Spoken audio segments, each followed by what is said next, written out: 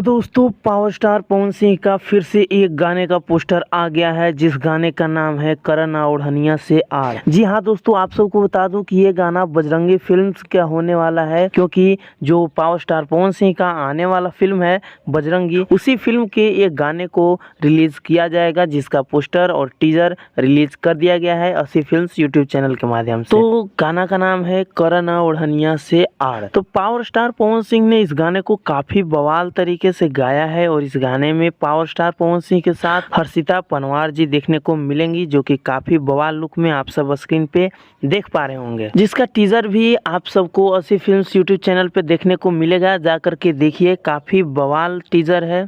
गाना भी लग रहा है कि काफी बवाल होने वाला है, क्योंकि टीजर ही काफी मस्त। तो इस गाने को सुबह तक असी म्यूजिक यूट्यूब चैनल के माध्यम से रिलीज कर दिया जाएगा, तो आप सब उसे जाकर के सब्सक्राइब कर लें और हमारा वीडियो अच्छा लगता हो तो वीडियो को लाइक कर लें और चैनल को सब्सक्राइब कर लें, क्योंकि ऐसे ऐसे ही अपडेट भोजपुरी इंडस्ट्री से जुड़ी और पावर स्टार पवन सिंह से जुड़ी लाते रहता हूं, तो आप सबसे छूट ना जाए, इसलिए चैनल को सब्सक्राइब कर लीजिए और शेयर करना ना भूलिए। धन्यवाद, मिलते हैं अगली वीडियो में।